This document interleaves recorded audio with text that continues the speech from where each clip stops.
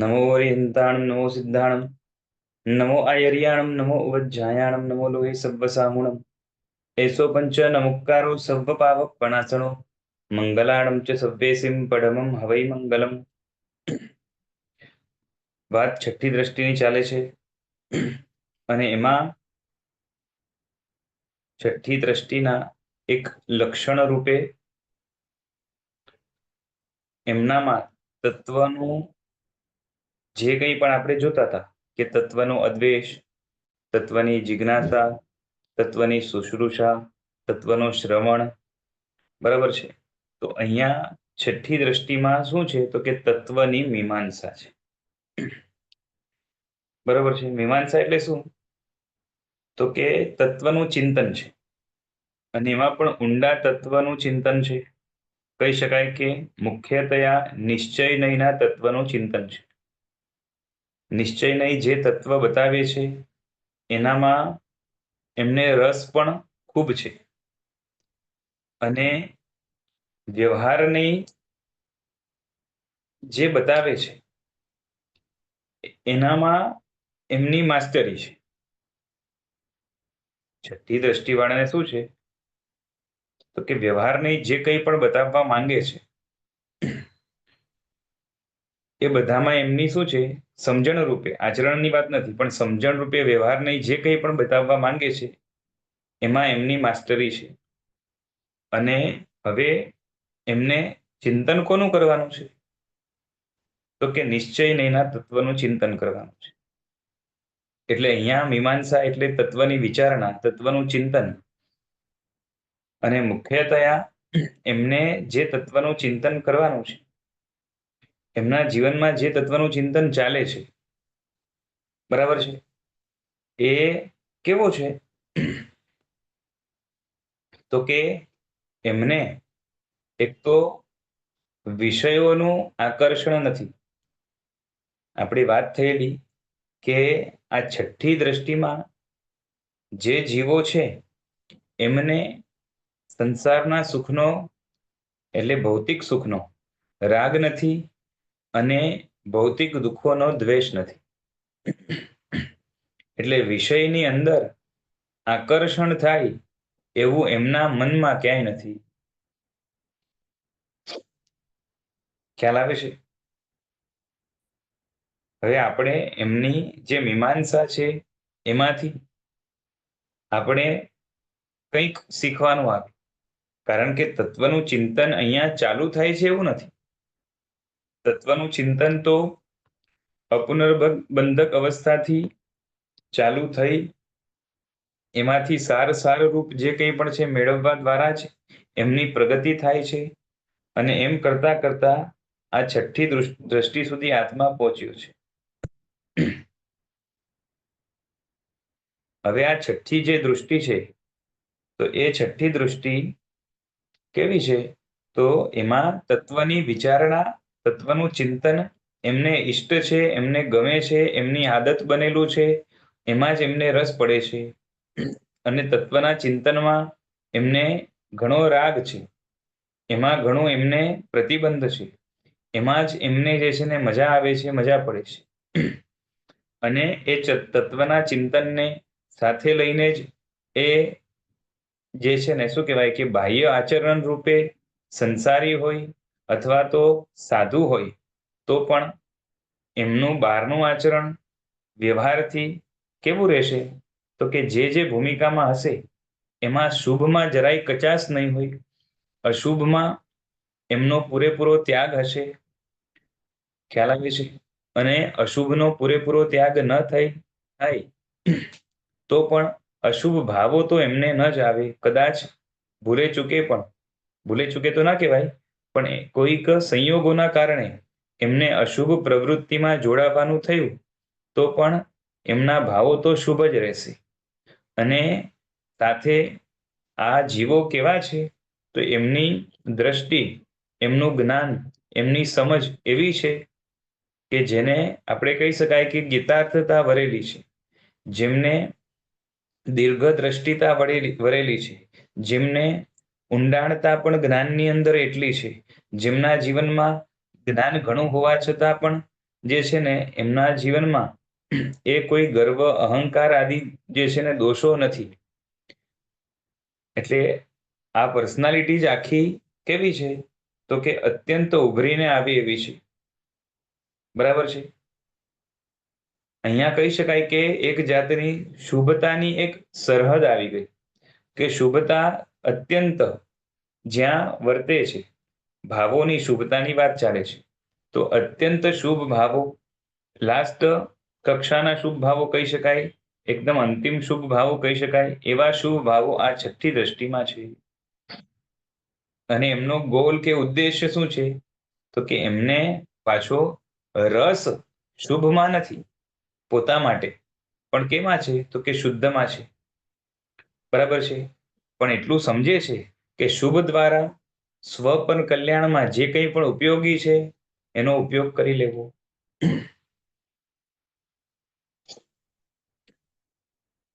હવે જો આપણને તત્વની મીમાંસા કે તત્વની વિચારણા કરવાની આવે, એમને તો આદત બનેલી છે, પણ આપણે અહીંયા પણ જે કંઈ પણ શાસ્ત્રકાર ભગવંતોએ આપણા માટે જ્યાં જ્યાં પણ જો સૂત્રનું આલંબન છે, આપણને સૂત્ર સાથે જે કંઈ પણ આપણે ભણતા હોઈએ, વાંચતા હોઈએ, એ બધું પણ આલંબન છે. અને એના આધારે પણ આપણે આપણા જીવનમાં એનું ચિંતન કરીએ તો ઘણું ઘણું મેળવી શકીએ. સમજાય છે? જેમ તમને કહું કે સંસારનો વિરોધી શું છે? ઓપોઝિટ સમજો ને, મોક્ષ. મોક્ષ છે. બરોબર ને? સંસારનો વિરોધી મોક્ષ છે. પણ હવે અર્થની દ્રષ્ટિએ કહીએ તો સંસારનો વિરોધી શું આવે ખબર છે? સંસારનો અર્થ શું?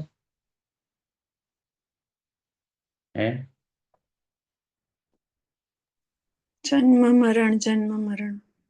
હા, એટલે સંસરણ. સંસાર એટલે જેમાં સંસરણ હોય એને સંસાર કહેવાય. સંસરણ એટલે શું? સરકવું. એટલે શું તો કે સ્થિર ન રહેવું, અહીંયા ત્યાં ભટકવું, 84 લાખ જીવાયોનીમાં ભટકવું. બરોબર છે? એને શું કહેવાય તો કે સંસાર કહેવાય. ખ્યાલ આવે છે ને? અને એ જ રીતે આપણે જ્યારે બારે ભટકીએ છીએ ત્યારે અંદરમાં પણ અલગ અલગ ભાવોમાં, એ પણ કેવા ભાવોમાં તો કે વૈભાવિક ભાવોમાં, એટલે વિભાવ રૂપ જે ભાવો છે, એટલે ક્રોધમાંથી માનમાં, માનમાંથી માયામાં, એ રીતે સરકવું, એ અંદરનો સંસાર છે. અંદરનો સંસાર જ્યાં સુધી લીલોછમ છે, જ્યાં સુધી અંદરનો સંસાર ચાલે છે, ત્યાં સુધી બહારનો સંસાર પણ ચાલવાનો. બરાબર છે કે નહીં?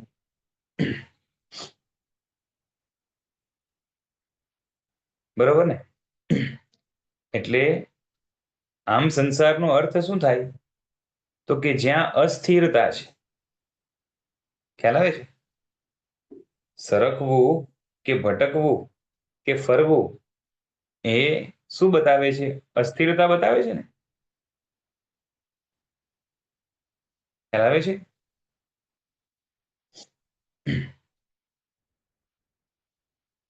તો એના સામે ઓપોઝિટ શું આવે? સ્થિર થઈ જવું. સ્થિરતા. બરોબર ને? સંસાર એટલે અસ્થિરતા હોય તો સંસારનો ઓપોઝિટ શું આવે તો કે સ્થિરતા. હવે સાચું કયું કે સ્થિરતા છે એ મળે ક્યાં? આત્માને કાયમ માટે સ્થિરતા ક્યાં મળે?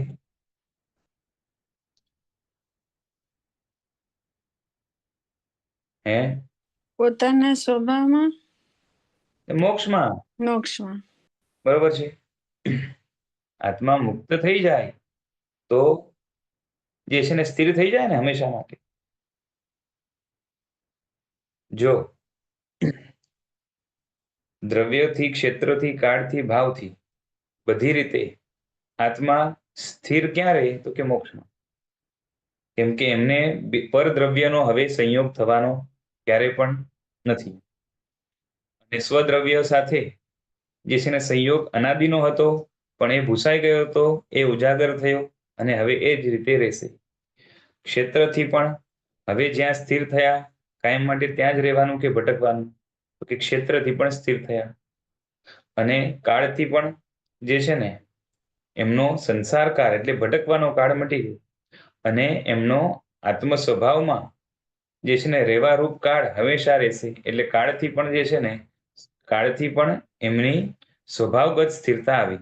કાળ બદલાશે પણ જે બદલાતો જે કંઈ પણ કાળ હશે, મોક્ષમાં જે કંઈ પણ બદલાતો કાળ હશે, એ કાળ કેવો રહેશે? આત્માની સ્થિરતાને કરનારો રહેશે ને. હમણાંનો આપણો કાળ કેવો છે? હમણાંનો કાળ આપણને અસ્થિરતા પ્રદાન કરે છે. કેમ કે એ કાળની અંદર આપણે શું કરીએ છીએ? પોતે જ એવા ભાવો કરીએ છીએ કે જેના કારણે અંદરની અસ્થિરતા આવે અને બહારની પણ અસ્થિરતા આવે. કર્મો એવા બાંધીએ કે જેના કારણે આપણે સંસારમાં ભટકવું પડે, સરકવું પડે, ફરવું પડે. બરોબર છે. અને ભાવની દ્રષ્ટિએ પણ મોક્ષમાં પણ જે છે ને હર ક્ષણે ભાવો બદલાય છે. પણ એ બધા ભાવ કેવા છે? તો કે સ્વભાવગત ભાવો છે, વિભાવગત ભાવો નથી. એટલે સ્વભાવગત ભાવોની સ્થિરતા. આપણે અહીંયા તો એવી હાલત છે કે કદાચ સારા ભાવ આવી જાય, શુદ્ધિવાળા ભાવ પણ આવી જાય તો એ પણ લાંબો ગાળો ટકી નથી શકતા. બરોબર છે. એટલે સ્વભાવગત ભાવોની પણ હમણાં આપણે સ્થિરતા નથી. સ્વભાવગત જે છે ને એ કાળની પણ જે છે ને આપણને સ્થિરતા નથી. થોડોક કાળ જે છે ને આપણે થોડાક સ્વભાવમાં રહીએ, એના પછી પાછા વિભાવમાં ચાલ્યા છે. ખ્યાલ આવે છે? અસ્થિરતા બધી રીતે છે કે નહીં? સમજાય છે?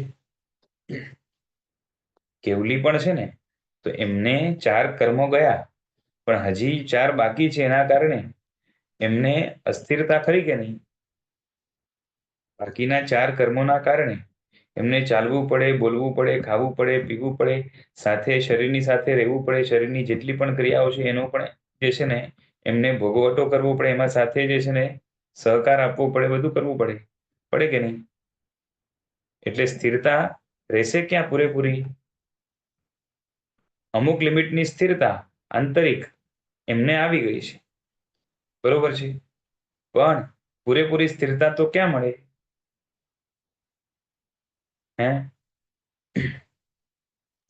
મોક્ષમાં. મોક્ષમાં મળે ને. તકલીફ ક્યાં છે આપણે ખબર છે? આપણે પહેલી વાત તો વિચારતા નથી. સરસ મજાના શબ્દો છે કે સંસરણ, સંસાર. આ સંસાર શબ્દનું વિચારણા કરો તો પણ આપણને લાગે કે આપણે છે ને એ કેવા મજબૂર છીએ. કેમ કે છે ને લોકો હંમેશા જીવનમાં પણ આમ પ્રેક્ટિકલ લાઈફમાં પણ આપણે વ્યવહારમાં જોઈએ તો લોકોનો ગોલ શું હોય ખબર છે? સેટલ થવું. કે ને આમ લાઈફમાં શું કહે કે હવે સેટલ થવું છે. સેટલ થવું એનો અર્થ શું? ડિપેન્ડન્સી ન હોવું. એક જગ્યાએ સેટ સ્થિર થઈ જવું. સ્થિર થવું. કે હવે જે છે ને જેમ કહેવાય ને કે માણસ છે ને એક ધંધામાં પગ નાખે, એ ધંધો બરોબર ના ચાલે, થોડો ઘણો ચાલે, કામ ના ચાલે, કાં નુકસાની જાય, પછી બીજો બદલાવે. એમ કરતા કરતા કોઈક ધંધાની અંદર એ સેટ થઈ જાય ને હવે ધંધો બદલાવવો ન પડે તો શું કે સેટલ થઈ ગયું. બરાબર ને? અને સેટલ થવું એ લોકોને ગમે છે ને. આપણે બધાને ફરવું ગમે કે સેટલ થવું ગમે? સેટલ થવું ને એ બી મનગમતા સંજોગમાં. સેટલ થવું ને એ મનગમતા સંજોગમાં. હા, મનગમતા સંજોગમાં સેટલ થવું. પણ કેવું છે જો, પહેલી વાત તો છે ને તમે વાત કરો છો મનગમતા સંજોગ, પણ આપણી હાલત એ છે કે મનગમતા સંજોગમાં આપણે રાખવામાં કદાચ આવે તો એમાં પણ આપણે કેટલો ટાઈમ રહી શકીએ? હા સર, થોડાક વખત પછી કંટાળીએ ને. ખ્યાલ આવે છે? એટલે સંસારના કોઈ પણ સુખ ભલે કેટલા પણ મનગમતા હોય, કેટલો પણ એનો રાગ હોય, એની ઈચ્છા હોય, પણ એને મેળવ્યા પછી એનો ભોગવટો એકવાર ચાલુ થાય, બરોબર છે, કાં તો એ સંયોગોમાં આપણે મૂકી દેવામાં આવે તો પણ એ સંયોગો થોડાક ટાઈમ પછી જે છે ને કંટાળો જ આપશે. ખ્યાલ આવે છે? એના પ્રત્યે આકર્ષણ, એના પ્રત્યે રાગ, એના પ્રત્યે જે છે ને એનાથી ખુશ થવું, એ એટલું ને એટલું જ રહે છે કે ઘટતું જાય. એટલે આપણા મનગમતાની પણ છે ને વ્યાખ્યા બદલાય કે હમણાં મનગમતું આ અને પછી મનગમતું બીજું કંઈક. બરાબર કે નહીં? હા. સમજાય છે? એટલે કંટાળો આવે છે એટલે આપણે બદલી કરીએ છીએ. જેમ છે ને કોઈ કે મને તો છે ને ફરવું ગમે છે, તો જે છે ને જેને ફરવું ગમતું હોય, બરોબર છે, એને પણ એકચ્યુઅલી છે ને એ વ્યક્તિએ પોતે એકચ્યુઅલી વિશ્લેષણ નથી કર્યું કે ભાઈ જે છે ને ફરવું નથી ગમતું, પણ હમણાં જ્યાં છે ને ત્યાં રહી રહીને કંટાળ્યા છે એટલે એક સ્થાન બદલાવવું છે.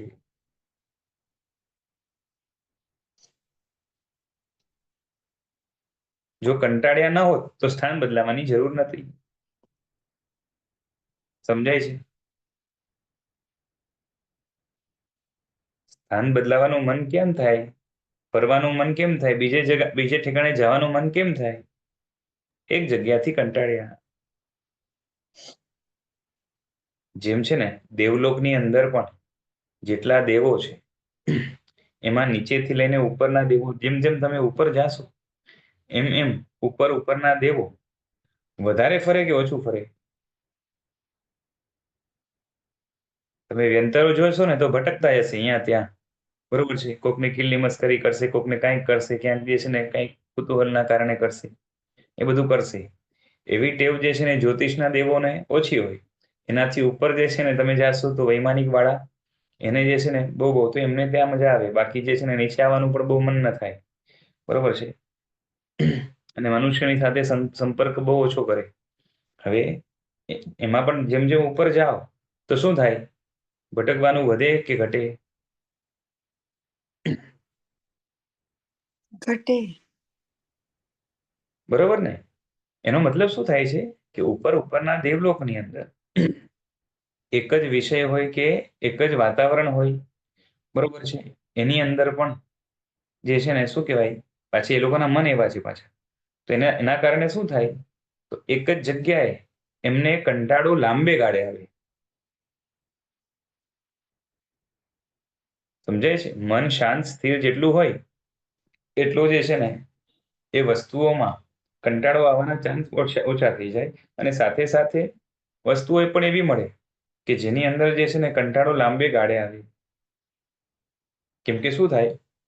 તમને છે ને જેમ કહેવાય ને આપણને કે શરીર ઇન્દ્રિયો પણ વ્યવસ્થિત મળ્યા હોય, અને જે છે ને વિષયો પણ જે છે ને સારામાં સારી ક્વોલિટીના હોય, તો કંટાળો થોડોક લાંબે ગાળે આવે.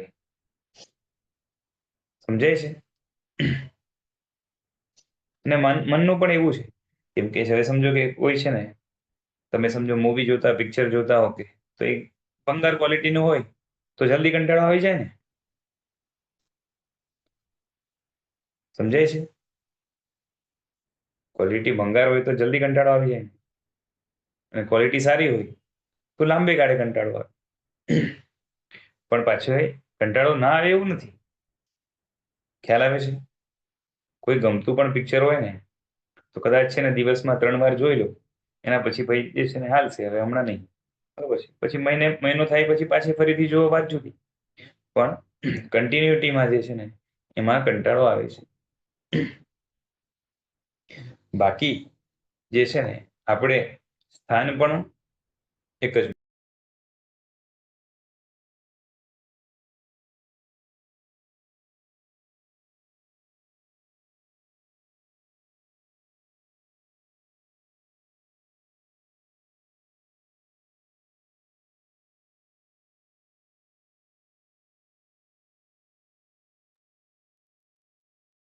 બાકી તો સ્થાન બદલાવામાં સુખ છે કે દુઃખ છે? હે? સ્થાન બદલાવામાં સુખ છે કે દુઃખ છે? દુઃખ છે. કેમ કે જે છે ને એક જગ્યાએથી બીજી જગ્યાએ જાઓ તો એમાં કેટલી પડોજણ હોય?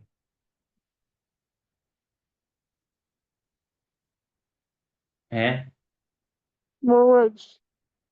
અને પાછી એટલે જો આપણી અંદર જે છે ને ભ્રમ રહેલો છે કે ફરવામાં મજા છે, તો એ મજાનું થોડુંક વિશ્લેષણ આપણે કરીએ છીએ કે ખરેખર મજા છે કે શું. કંટાળો ન હોત તો ફરવા જેવું જ નથી. કેમ કે જ્યાં છે ત્યાં જ મજા છે. આ તો અહીંયાથી કંટાળ્યા. સંસારના બધા વિષયો છે જ કંટાળાજનક, અને એનો સ્વભાવ જ એવું છે. સંસારના બધા જ સુખો બરોબર છે. એક તો જે છે ને પેલી વાત તો સુખ તો છે જ નહીં, છે બધામાં દુઃખોપચાર. અને દુઃખોપચાર પણ જે છે ને એમાં ઉપચારનો જે રિલીફ છે ઉપચારના કારણે એ પણ કેવો છે તો કે ઘટતા ક્રમાંકે છે. એટલે થાય શું કે ધીરે ધીરે એની મજા ઘટતી જાય અને છેલ્લે કંટાળે. અને કંટાળે એટલે શું થાય તો કે વિષય નવો જોઈએ. બરોબર છે. એટલે આપણે જે છે ને એ બધું બદલાય એની અંદર આપણને મજા આવે, પણ એનાથી પાછા કંટાળીએ. હવે હમણાં જે છે ને જો દ્રવ્યમાં પણ એવું જ છે. ખાવા પીવાના દ્રવ્ય હોય કે પહેરવા ઓઢવાના દ્રવ્ય હોય કે જે છે ને આજુબાજુ જે છે દ્રવ્ય બીજા જે કંઈ પણ હોય બરોબર છે. એક ઘરમાંથી બીજા ઘરમાં નવા કલર વગેરે જોવા મળે. કાં તો છે ને ઘણા લોકો કેવું કરે તો કે ઘરનો જે છે ને કલર બદલાવશે, તો એકને એક જોઈને કંટાળી ગયા. નવો થાય તો એને લાગે કે નવું. એ જ રીતે જે છે ને ક્ષેત્ર બદલાવામાં પણ શું થાય છે તો કે કંટાળ્યા છે એક ક્ષેત્રથી એટલે પાછી બીજા ક્ષેત્રમાં જાય. પછી કાળમાં પણ એવું જ છે કે સિઝન બદલાય ને. હવે આમાં જે છે ને ગરમીથી કંટાળે તો એને ઠંડી જોઈએ, ઠંડીથી ગરમા કંટાળે તો પાછી ગરમી જોઈએ. આ રીતે ચાલ્યા કરે. બરાબર છે. તો આ રીતે છે. ઇવન જે છે ને ભાવો છે તો એક જ ભાવની અંદર સતત આપણે રહી શકતા નથી. એમાં પણ ફેર બદલી થયા કરે અને ત્યારે જ આપણને મજા આવે.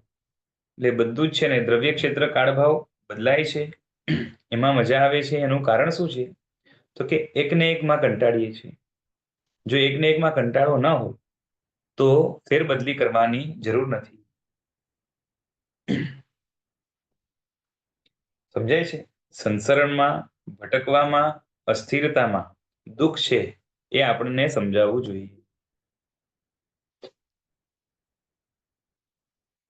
અને સ્થિરતાનો મહિમા સમજાવવો જોઈએ. ખ્યાલ આવે છે? જેટલું સ્થિર હોય, જેમ શરીર જેટલું વધારે સ્થિર હોય, જેનું ખખડેલું શરીર હોય ને એ વધારે સુખી રહે કે જેનું શરીર જે છે ને સ્થિર હોય, મજબૂત હોય, રિજિડ હોય એ વધારે સુખી રહે?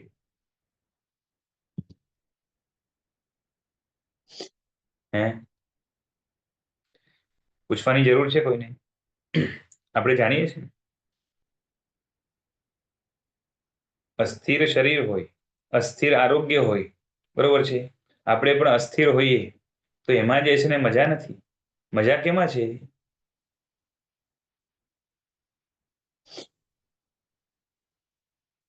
સ્થિરતામાં છે.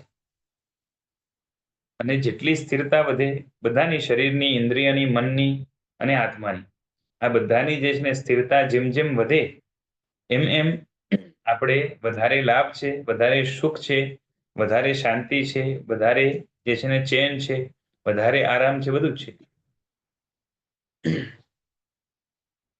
ખ્યાલ આવે છે?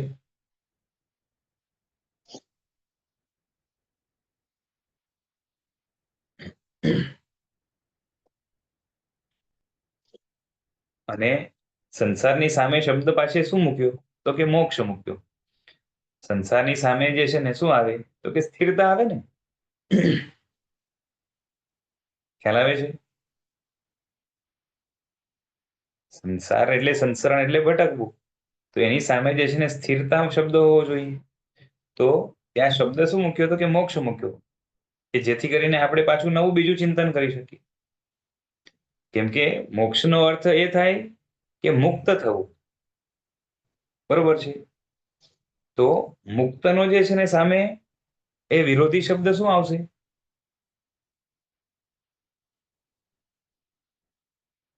હે? મુક્તની સામે બંધન. બંધન. બરોબર છે. એટલે શું થાય તો કે સંસાર ઇઝ ઇક્વલ ટુ બંધન. એટલે જેને બંધન છે ને એને જ સંસરણ છે, અને જેને સંસરણ છે એને જ બંધન છે. ખ્યાલ આવે છે?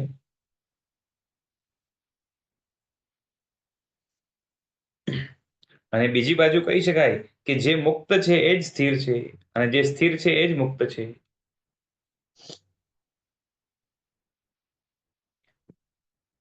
હવે બીજી બાજુ પણ એ જ છે કે આપણે મુક્તતા, બંધન ન હોવું, બરોબર છે, એટલે બીજા ઉપર ડિપેન્ડન્ટ ન, બીજાની સાથે જોડાયેલા ન રહેવું, બરોબર છે, બીજાની પાસેથી કોઈ અપેક્ષા ન હોવી, આ બધું જ છે ને, કેમ કે આ બધા બંધનો છે.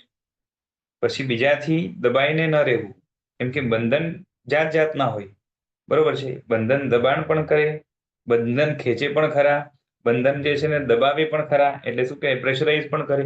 આ બધું જ બંધન છે. સંસારમાં પણ જોવાય છે ને, જાત જાતના બંધનો હોય. કેમ કે બંધનના કારણે જ શું થાય છે, તો આપણી પ્રગતિ અટકે છે. જેમ વ્યક્તિ છે એને કંઈક કામ કરવું હોય પણ એના માથે ભાર મૂકી દેવામાં આવે તો એ કામ સહેલાઈથી કરી શકે કે ન કરી શકે? કરી શકે. હે? કરી શકે. વ્યક્તિ છે એના ઉપર ભાર મૂકી દેવામાં આવે તો એ કામ સહેલાઈથી કરી શકે કે ન કરી શકે? ન કરે. ભાર એટલે જવાબદારીનો ભાર હોય તો એ કરવું જ પડે ને, તો એ કરી શકે ને. જવાબદારીનો પણ ભાર હોય ને તો એ વ્યક્તિ કામ સહેલાઈથી કરી શકે કે ના કરી શકે? કરી તો શકે. જો એ જવાબદારીને ભાર રૂપે વહન કરે ને તો ન થાય. બરોબર છે. કેમ કે મનને મોકળું નહીં કરે તો જવાબદારી અદા નહીં કરી શકે, એને ભાર લાગશે. રાઈટ. બરોબર છે. એટલે જેમ છે ને, આપણે હવે સમજો મોટો પથ્થર લઈને ફરતા હોઈએ અને પછી કોઈ કે જે છે ને બાલદી ઉપાડી આપ કે ઝાડુ મારી આપ, તો નહીં કરી શકીએ, કોઈ બી કામ નહીં કરી શકીએ. બરોબર છે. જેટલો ભાર વધારે એટલી આપણી સક્ષમતા હોય એ હણાઈ જાય, બરોબર કે નહીં? તો એ ભાર પણ એક બંધન છે. એ જ રીતે કોઈ આપણને ખેંચે તો એ પણ એક બંધન છે, બરોબર છે. કોઈ આપણને ધક્કો મારે તો પણ એ એક બંધન છે. કેમ કે આ બધાના કારણે આપણી પ્રગતિ રૂંધાય છે, અટકાય છે. કોઈ આપણને આખે આખો બાંધી દે, ચારે બાજુથી વીંટી દે તો પણ એ એક બંધન છે, બરોબર છે કે નહીં?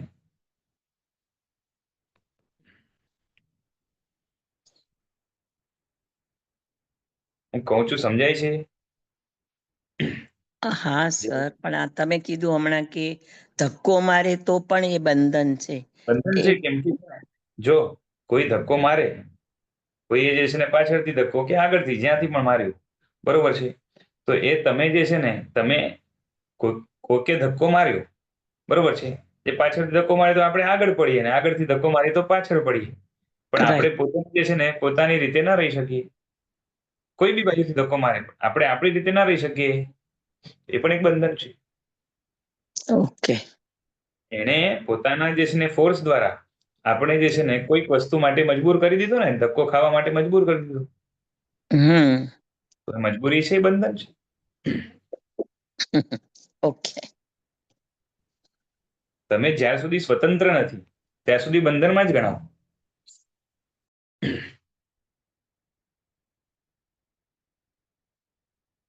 ખ્યાલ આવે છે? એ હવે આ બધી જ વસ્તુ આપણા ઉપર સતત ચાલુ છે, બરોબર છે. આપણા ઉપર ભાર ખરો કે નહીં? સંસારમાં હવે હમણાં આપણે મનુષ્ય તરીકે છીએ તો આપણે ઉપરથી જે છે ને કેટલાથી દબાઈને રહેવું પડે? હે?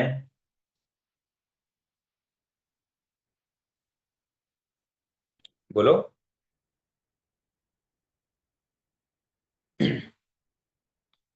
કોનાથી દબાઈને રહો છો?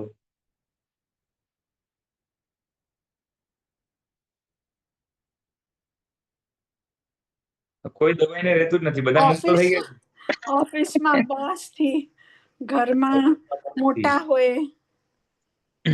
ઘરમાં મોટા વહુ હોય તો હોય, સાસુથી.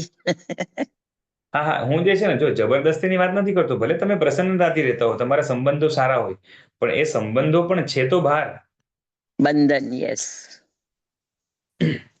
બરોબર છે. અને જે છે ને એના કારણે તમે જે છે ને સ્વતંત્ર નથી. આપણા ઉપર તો જે છે ને સરકારના પણ નિયમો લાગે, બરોબર છે. આપણી માથે જે સ્ટેટમાં રહેતા હોય એ સ્ટેટની સરકારનો પણ જે છે ને ભાર રહેશે, એટલે એની અંડરમાં રહેવાનું આવશે. પછી રાજ્ય સરકારની પણ અંડરમાં જે છે, રાજ્ય સરકાર પણ ખરા, અને સેન્ટ્રલ જે છે ને ગવર્મેન્ટ, એના પણ અંડરમાં રહેવાનું આવશે. ઇવન જે છે ને સોસાયટીના જે નિયમો હશે એના અંડરમાં રહેવાનું આવશે. કેટલા બધા જે છે ને કસ્ટમ ટ્રેડિશન્સ જે છે ને એ બધાનો ભાર પણ આપણા માથે રહેશે.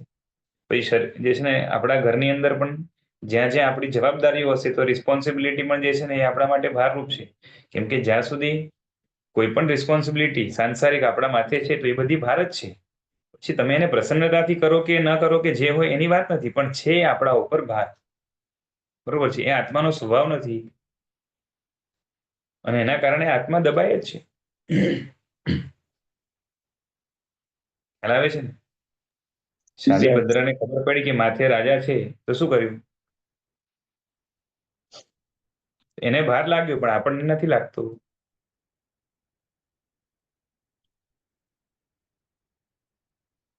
સમજાય છે? બાકી તો ઘણો ભાર છે. અનંતા જે છે ને કાર્મણ વર્ગણાનો સતત ભાર લઈને ફરીએ છીએ. પછી ઔદારિક વર્ગણાનો જે છે ને કેટલો બધો ભાર લઈને જે છે ને ફરીએ છીએ. આવું તો ઘણું બધું છે. પછી જે છે ને, બોલો, આપણને એ શું કહેવાય, ખેંચનાર પણ છે કે નહીં? ખાલી પ્રેશર માથેથી છે એવું નથી, આપણને ખેંચનાર પણ છે કે નહીં? છે ને, બોલો, છે ને. સંસારમાં આપણે ક્યાં ક્યાં ખેંચાઈએ છીએ? પરિવાર અને વિષયોમાં. હા, વિષયો વ્યવહાર, છે, કથાઓ છે, પરિવાર છે, અને વ્યવહાર, ઘણી વખત છે ને આપણે આપણા મોહના જ કારણે ખેંચાઈએ છે કે નહીં? યસ. બરોબર છે. પછી આપણને ધક્કો મારનાર છે કે નહીં?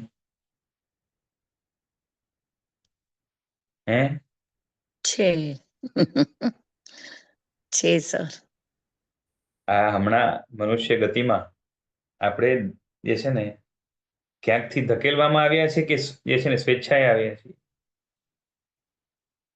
ધકેલવામાં, સ્વેચ્છાએ નથી આવે. બરાબર ને? કર્મ ધક્કો મારે જ છે ને, યસ. જે છે ને એ પણ છે. અને ચારેય બાજુથી જે છે ને આપણે જકડાયેલા હોઈએ એવા પણ કેટલાય બંધનો છે.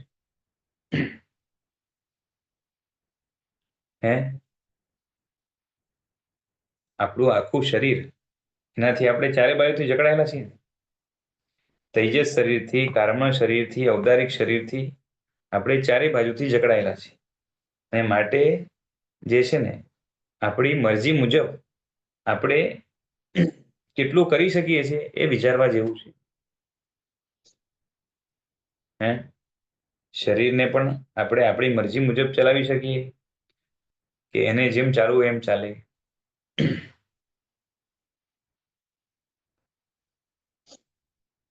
અને શરીર પોતાની મરજી મુજબ આપણને ચલાવે એવું લગભગ બનતું હોય મોટે ભાગે. ખ્યાલ આવે છે? આવા તો જે છે ને, પણ હવે આ બધા બંધનો આપણે છે ને જાણી લઈએ એટલાથી કામ ન થાય. બધા જ બંધનો ઉપર આપણને જે છે ને વૈરાગ્ય થવો જોઈએ કે આ બધી કેટલી નાલેશી, કેટલી આપણી જે છે ને દુર્ગતિ, કેટલી આપણી જે છે ને શું કહેવાય કે દીનતા આ બંધનોના કારણે છે. ખ્યાલ આવે છે? અસ્થિરતા ઉપર નફરત જાગવી જોઈએ. બધા જ બંધનો ઉપર નફરત જાગવી જોઈએ. અને એ થશે તો જ છે ને આપણે મોક્ષ માર્ગમાં ટકી શકશું અને સાચો વૈરાગ્ય કેળવી શકશું. ખ્યાલ આવે છે?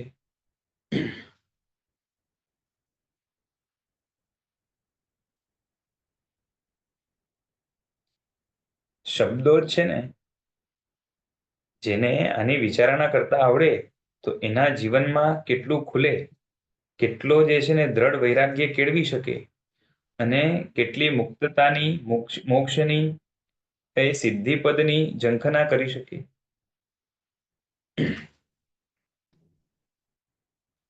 ખ્યાલ આવે છે? આ બધા શબ્દો છે ને જાદુઈ છે, પણ એ જાદુ જે છે ને કરી કોણ શકે? તો કે જાદુગર કરી શકે, અને એ જાદુગર આપણે બનવાનું છે.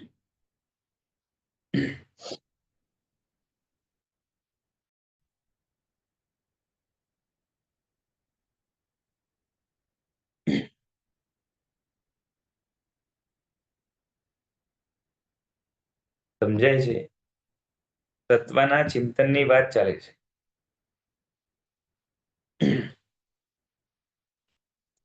પછી મોક્ષ માટે હજી એક વપરાતો શબ્દ છે સિદ્ધિ, છે ને?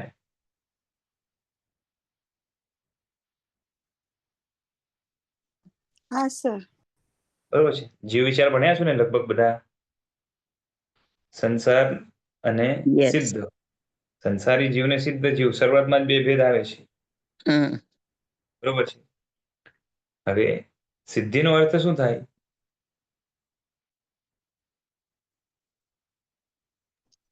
જે ગુણો પામવાના હતા એ પામી ગયા.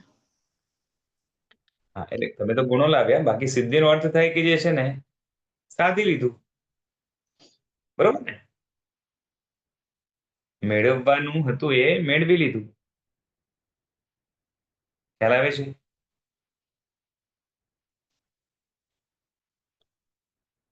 મેળવવાનું હતું એ મેળવી લીધું, એને સિદ્ધ કહેવાય. કેમ કે કેવું છે, મોક્ષ થાય એટલે ખાલી ગુણો મળે એવું નથી. આત્મા, દ્રવ્ય, ગુણ અને પર્યાય એ બધું જ છે ને આત્માનું મુક્ત થાય છે. ખાલી ગુણો મુક્ત થાય છે એવું નથી, આત્મદ્રવ્ય પણ મુક્ત થાય છે ને. કેમ કે આત્માનો દ્રવ્ય કોના સાથે ભળી ગયો હતો? ઉદ્ગલ સાથે. ઉદ્ગલ સાથે. તો એ પણ મુક્ત થયો. આત્માના ગુણો જે છે એ વિભાવમાં ભળી ગયા હતા, એનાથી મુક્ત થયા એટલે શુદ્ધ ગુણો થયા. અને આત્માના જે પર્યાયો હતા એ આ દ્રવ્ય ગુણના ભેળસેળના કારણે જ એ પર્યાયો પણ બગડતા હતા.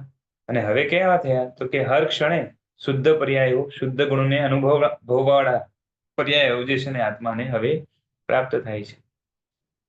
એટલે દ્રવ્ય ગુણ પર્યાય ત્રણેય જે છે ને એ બંધનવાળા હતા, એનાથી મુક્ત થયા. અસ્થિરતાવાળા હતા, હવે જે છે ને સ્થિરતાવાળા થયા સ્વભાવમાં. બરોબર છે? અને અસિદ્ધ હતા તો સિદ્ધ થયા. એટલે સિદ્ધિમાં શું થાય છે? તો કે બધું જ જે છે ને મેળવવા જેવું હતું એ બધું મેળવી. અને આપણે અહીંયા જો આપણને સિદ્ધિમાં રસ નથી એવું નથી. બરોબર છે? કેમ કે હર પળ આપણે કાંઈ ને કાંઈ નવી નવી ઈચ્છાઓ કરીએ છીએ, અને ઈચ્છાઓ કરીને કંઈ ને કંઈ મેળવવું પણ છે. પણ એ જે મેળવીએ છે ને એને કદાચ સિદ્ધિ કહેવાય પણ ખરી, પણ એ સિદ્ધિ કેવી છે? ટકે એવી છે કે ચાલી જાય એવી છે?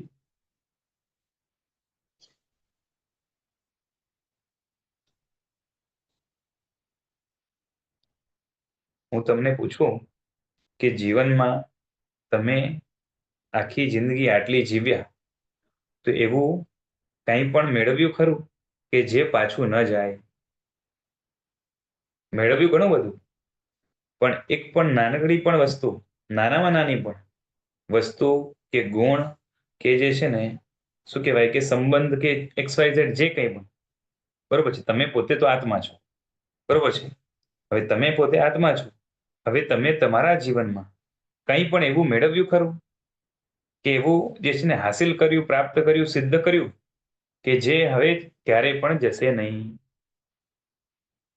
હે?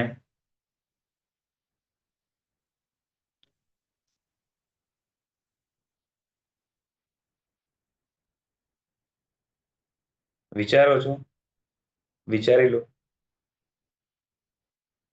અને એક પણ વસ્તુ મળે, બરોબર છે, તો મને કહેજો, હું અનુમોદના કરીશ.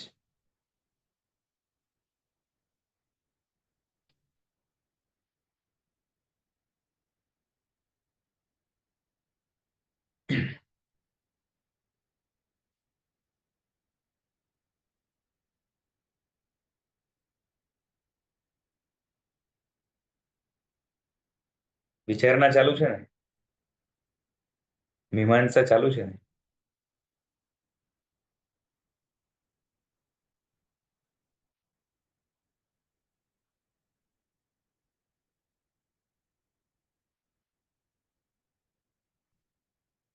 સ્ટુડન્ટના વિડીયો બંધ હોય એટલે મને તો ખબર ના પડે કોણ શું કરે છે.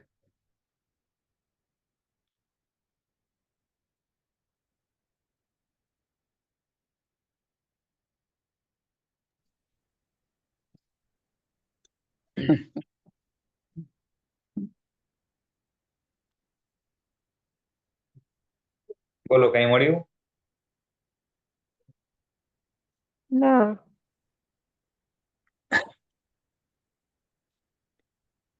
હવે તમે વિચારો કે આપણે કેટલા બધા કંગાલ છીએ.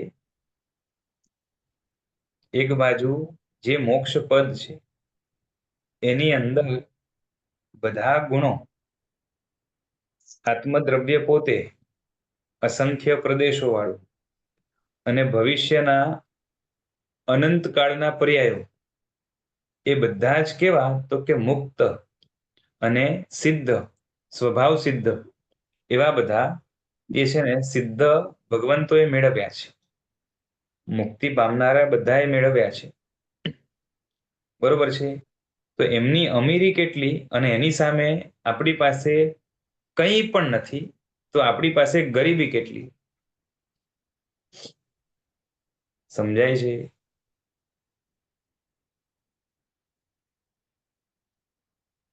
બધું જ આપણે એવું મેળવ્યું છે જે ચાલ્યું જવાનું છે. ફરીથી મેળવશું, ફરીથી ચાલ્યું જશે. અને કદાચ ધર્મની વાત કરીએ, અધ્યાત્મની વાત કરીએ, તો પણ આપણા પાસે એવી કોઈ ગેરંટી, ખાતરી નથી કે એકાદ ગુણ પણ એવો મેળવ્યો હોય કે જે આપણા જીવનમાં હવે આવ્યું, હવે કોઈ ભાવમાં પાછું નહીં જાય. તો આપણે કંગાલ કેટલા, અને છતાં પણ આપણને અફસોસ બિલકુલ નથી, બરોબર છે. તો આપણે જે છે ને હિંમત વાળા કેટલા. ખ્યાલ આવે છે ને? યસ. કેટલા નિષ્પૃહ છે આપણે, કઈ નથી જોતું. સમજાય છે? ભિખારી હતા, છીએ, અને ભિખારી પણ ન કહેવાય, કેમ કે ભિખારીને તો ભીખ જોઈએ છે, બરોબર ને? કંગાલ કહેવાય, બરોબર છે. કાંઈ નથી, કે શું કે બાબાજી, બરોબર છે. એટલે બાબાજી હતા, છીએ, અને રહેશું. અમને કઈ નથી જોતું, બરોબર છે. વાત સાચી કે ખોટી? છે તો સાચી. આત્મિક દ્રષ્ટિએ મને કઈ નથી જોતું, ભૌતિક દ્રષ્ટિએ મને બધું જ જોઈએ છે. રાઈટ.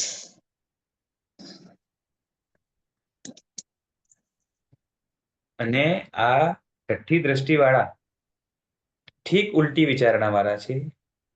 વિચારણાની સાથે એની સંવેદના છે, વેદન પણ એવું છે, અને એ લોકો કરે પણ એવું છે. શું કરે છે? તો કે મને આત્મિક બધું જ જોઈએ છે અને ભૌતિક કાંઈ નથી જોતું. કાંઈ જ નહીં. છઠ્ઠી દ્રષ્ટિ વાળા પાસેથી કંઈ પણ બધું જ છીનવી લો ને, ખ્યાલ આવે છે? એનું શરીર પણ છીનવી લો ને, એને વિચારવાનો મોકો પણ ના આપો, સીધું જઈને ધડ કાપી નાખો એનું.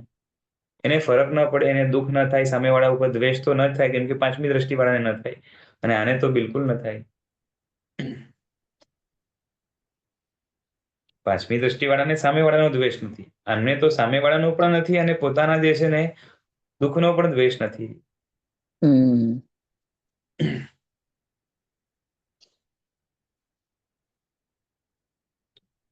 એની સામે આપણી હાલત શું છે?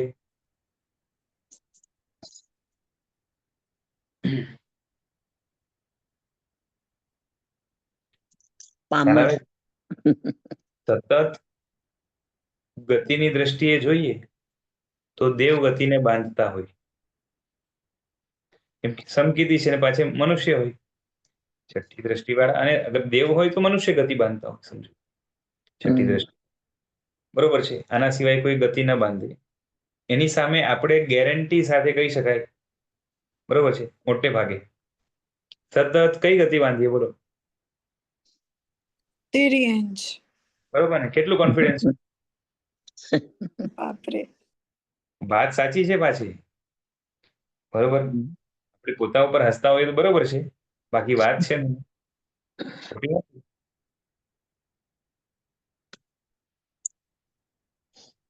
ખ્યાલ આવે છે?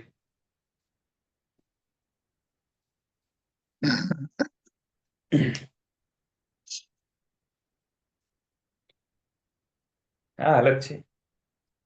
પણ આ વાત છે કે આપણને ઈ જ છે કે આ શબ્દોનું પણ ચિંતન થાય ને, કે હું અસિદ્ધ છું એટલું જ નહીં, પણ પરમ અસિદ્ધ છું, મારી પાસે કોઈ સિદ્ધિ નથી. જે સાધ્યું છે એ પર સાધ્યું છે, અને પરની સાથેની સાધના એ હંમેશા કેવી રહેવાની? પર સાથેની સાધનાથી જે સિદ્ધ થાય એ ફરીથી અસિદ્ધ થઈ જ જવાનું. અને સ્વ સાથે જે સાધી શકાય, બરોબર છે, આત્માનું જે સાધો એ અવશ્ય ચોક્કસ શું થાય તો કે સિદ્ધ થાય, અને એવું સિદ્ધ થાય કે ફરીથી અસિદ્ધ ન થાય.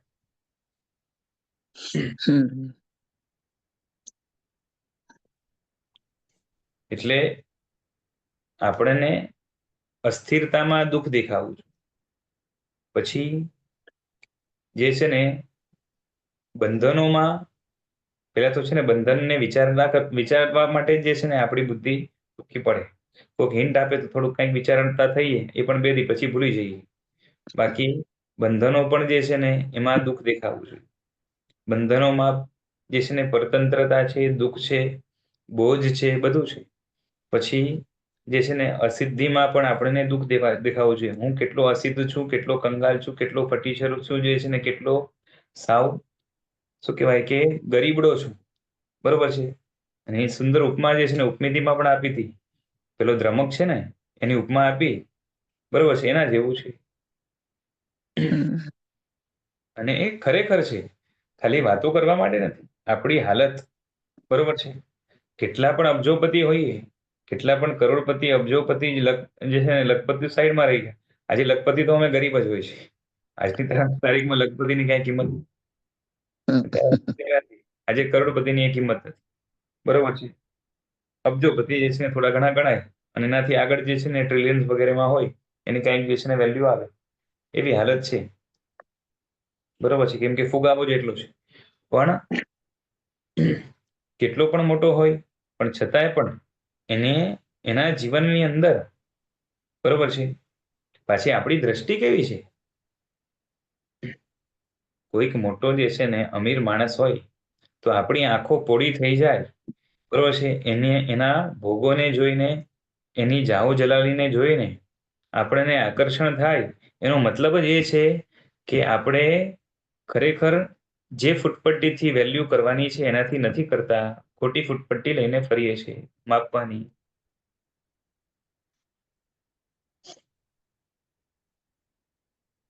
નાશવંત સંપત્તિના આધારે જ્યારે વ્યક્તિને માપવામાં આવે છે, તો એ જે માપ છે, માપવાની દ્રષ્ટિ છે, એ દ્રષ્ટિ જ મૂળમાંથી ખોટી છે.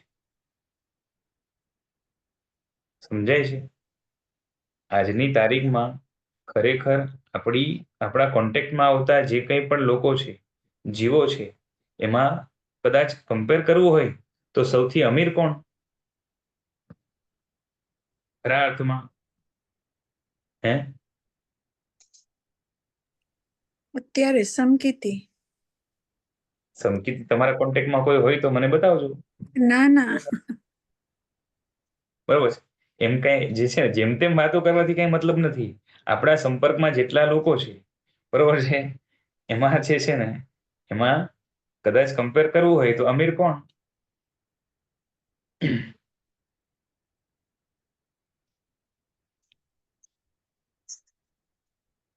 જેણે પોતાના જીવનમાં થોડા ઘણા પણ આધ્યાત્મિક ગુણો પ્રાપ્ત કરવાનો પ્રયત્ન કર્યો છે, એમના જીવનમાં સાચી સંપત્તિ છે.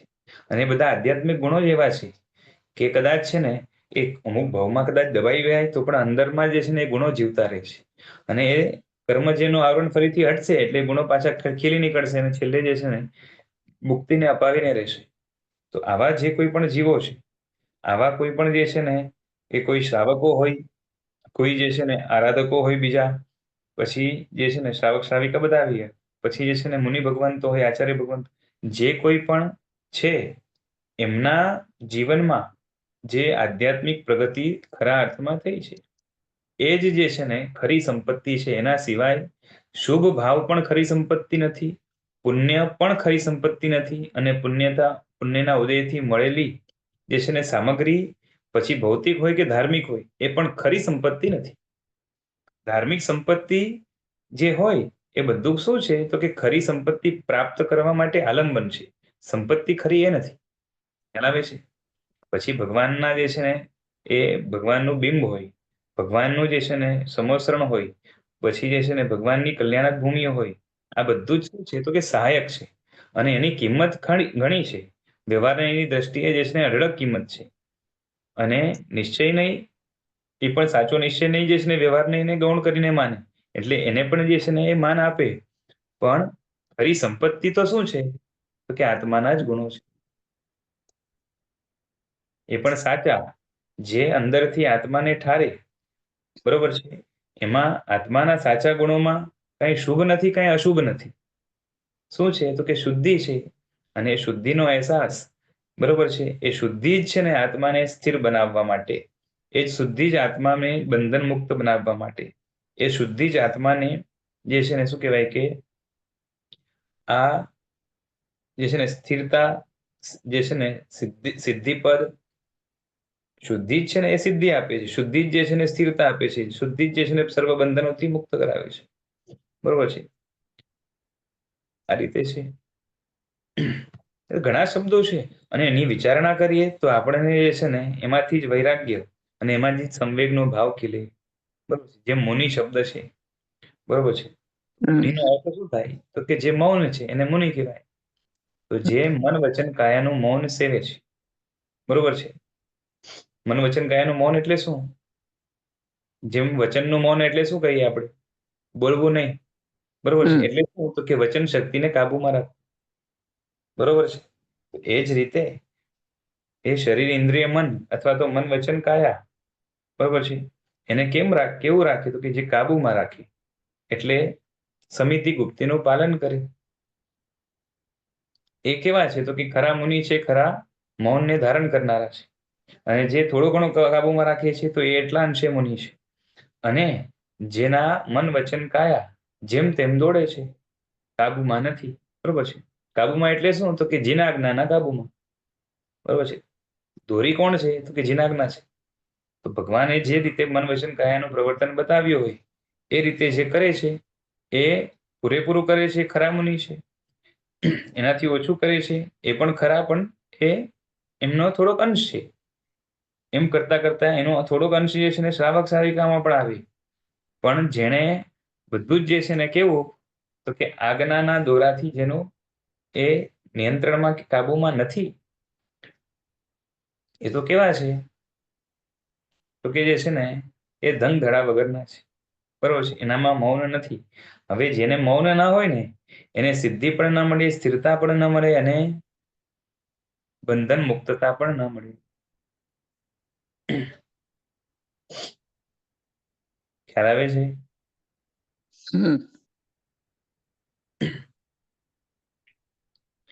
એટલે આ રીતે જે છે ને તો ખાલી હિન્ટ આપ્યા, બાકી ઈ જ છે કે આપણે અહીંયા જેટલા પણ જે વસ્તુઓને, જે વ્યક્તિઓને, જે આરાધનાને જે કંઈ પણ ટાઇટલ આપ્યું હોય એમાંથી ઘણું ખીલે. હમણાં જ જે છે ને આ સમાધિનો પર્વ હતો, મૌન એકાદશી, બરોબર છે.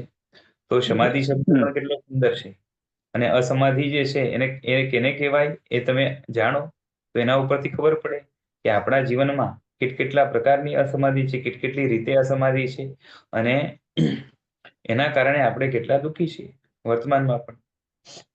બરોબર છે. અને એના કારણે ભવિષ્યની પણ જે છે ને કેટલા દુઃખની એ જે છે ને આપણે પરંપરા ચલાવવા માટે આપણે કેટલા પ્રયત્નશીલ છીએ જાણી જોઈને.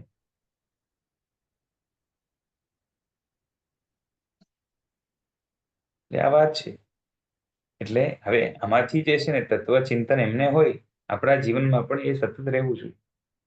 બરોબર છે. સામાન્ય નાની વસ્તુ પણ જે ભણેલા હોય જીવ વિચાર નવતત્વ વગેરે ભણેલા હોય તો એમાંથી પણ જે છે ને વિચારણા કરો તો ખીલે ઘણું મળે. પણ જે છે ને આપણે શું કરીએ કે જાણ્યું એને યાદ રાખી લીધું ને કોકને કહી દીધું. બરોબર છે. બાકી એના ઉપર છે ને ચિંતન કરવા માટે આપણા માટે સમય નથી. બરોબર છે. દશા કેવી છે આપણી?